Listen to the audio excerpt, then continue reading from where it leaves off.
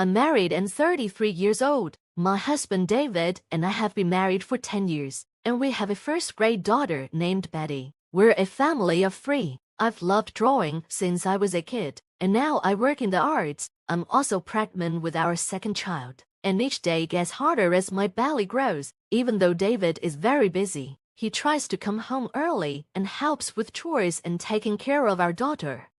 Life was good until something recently started bothering me. We live on the first floor of a high-rise apartment building. The other day, while coming back from shopping, I saw a woman moving into our building. It turned out to be Emma, a classmate from middle school. I hadn't seen her since then. When she saw me, she was surprised and asked if I lived there too. I said yes, and she told me she was moving in. Emma's face changed when she realized I was living in the same building as her. She was shocked that a high school dropout like me lived in the first-floor apartment. She seemed to take pleasure in the fact that I was on the first floor, while she was on the 35th floor. She bragged about how her apartment had great views and how she was starting her own business, using the apartment as both her home and office. She asked me about my job, and I told her I worked in art. Emma was dismissive and acted like drawing wasn't a real job. I felt hurt, so I told her that I had turned something I love into a career. Emma didn't seem impressed and suggested that I must be making very little money, like $900 a month. Just then, David and our daughter Betty came by. Emma looked them over and said something rude about David's work clothes and our income. I felt insulted and finally snapped at her, but she just kept being disrespectful and condescending. Finally, I'd had enough of Emma's rudeness. I told her she needed to apologize for what she said about my husband. Emma just laughed and asked why she should apologize. Then she noticed my pregnancy and commented that it must be tough financially with another child on the way. She questioned if we could even afford to live in our apartment. I didn't want to hear any more of Emma's nasty comments, so I grabbed David and Betty and went home. Emma called after us, inviting us to visit her on the 35th floor for a better view, but I ignored her. I couldn't stop feeling angry at Emma all day. That night, after Betty went to sleep, David asked what happened. I told him how Emma had made fun of me for dropping out of school and belittled my work. David was furious. He knew about my past and had chosen to marry me knowing who I am. We decided to avoid Emma for a while. Fortunately, we didn't run into Emma for a month, which allowed us to live peacefully. Then, one day we received an invitation to a school reunion. I was excited to catch up with my old friends, even though I was a bit worried about running into Emma again. But since I wanted to see my friends, I decided to go.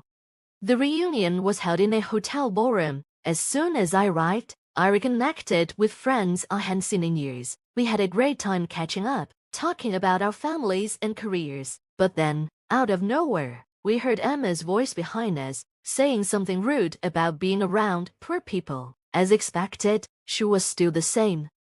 Emma showed up at the reunion too, but we didn't notice her at first because we were focused on talking with our close friends. Emma was wearing heavy makeup and a flashy dress that seemed out of place. She had always been self-centered and made awkward comments back in middle school, so we weren't surprised to see she hadn't changed. We rolled our eyes when she arrived.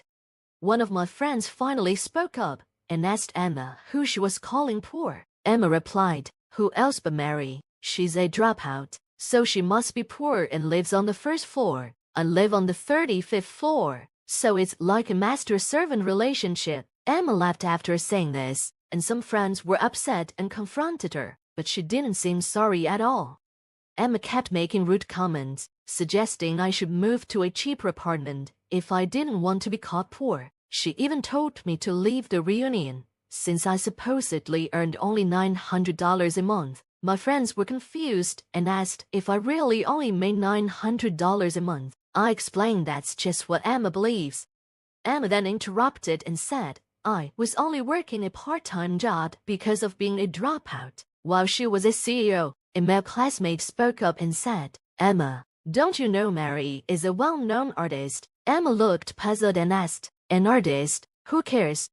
I decided to clear things up with Emma. not wanting her arrogance to ruin the reunion. I told her that I had studied art in France right after middle school and didn't complete a formal program. So yes, I dropped out. Emma scoffed and said, "Studying art is just a hobby, not a real job. You're still a dropout who ran away from studying."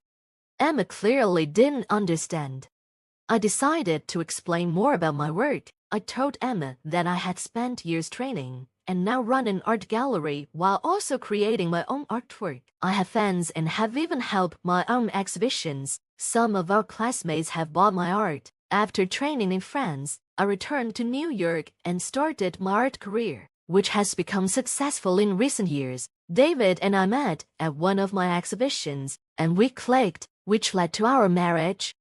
Even with all this, Emma still didn't seem to understand. She said, "An exhibition is just for fun. I'm clearly the winner here because I'm a CEO." I was frustrated and told her that this wasn't about winning or losing. I take my art seriously, even if she doesn't see it that way.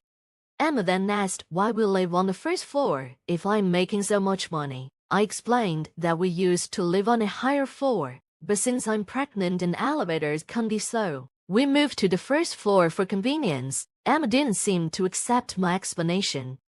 My friends and even some classmates knew about my career as an artist, but Emma probably didn't consider it because she had no interest in art and looked down on me for being a dropout. I was about to share another detail when I saw David and Betty at the entrance. Betty was running towards me, with David following behind and looking a bit embarrassed. David apologized, saying he got caught up with work and brought Betty along. Emma then noticed David's sharp suit and asked why he was dressed up when he was in work clothes last time she saw him. David greeted my friends, thanking them for being kind to me and asking if there was anything they needed.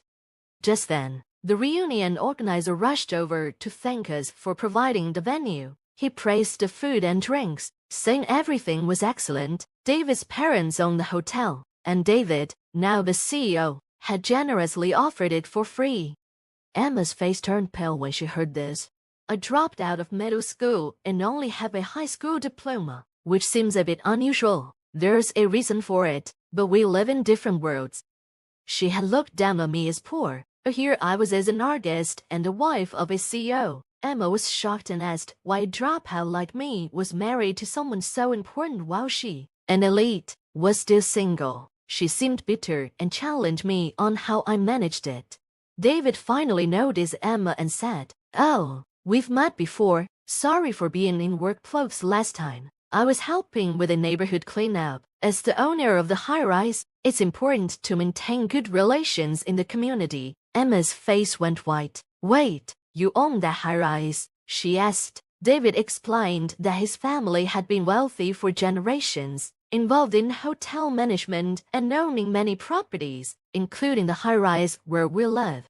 David then invited Emma to visit the penthouse, which has a great view of the Empire State Building. Emma was done again and asked why we lived on the first floor if we had a penthouse. I explained that, because I'm pregnant, we moved to the first floor for convenience, but both the penthouse and the first floor are ours.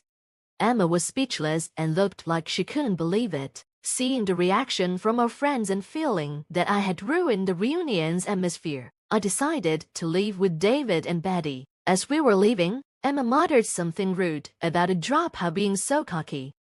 I turned to Betty and said, "What matters most is what's inside. Never look down on people." Betty cheerfully added, "Emma, if you keep making faces like that, happiness will run away from you."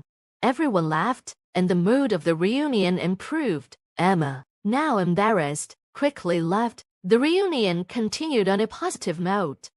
I enjoyed the rest of the evening with my friends, who also had bad experiences with Emma. Betty's comment had made everyone feel better.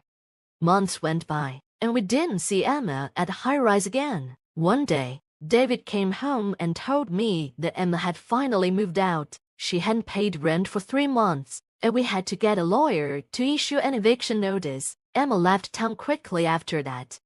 David said Emma had left the apartment exactly as it was. Furniture and clothes were still there. She took her expensive items and computer, but left everything else behind. At first, I was suspicious, but a friend updated me on Emma's situation. It turns out she had been pretending to be successful but was actually jobless. She had some savings from her career, but couldn't keep up her lifestyle and fell behind on rent. She had no other place to go, so she left her belongings because she couldn't afford to get rid of them. I was disgusted to learn that Emma was still a burden to others. Even in her crisis, her terrible personality meant she had no friends or colleagues to help her. Now she's living in a rundown apartment and struggling with part-time jobs. She used to brag about being an elite and looked down on me as a dropout. I'm sure her pride is shattered now. I hope she learns to live a more humble and honest life. As for me, I'm happy with my life. I continue to paint, spend time with my husband and daughter, and look forward to our new baby. Our family of 3 gets along wonderfully, and I'm excited about expanding our family. I'll keep doing everything I can to protect our happiness.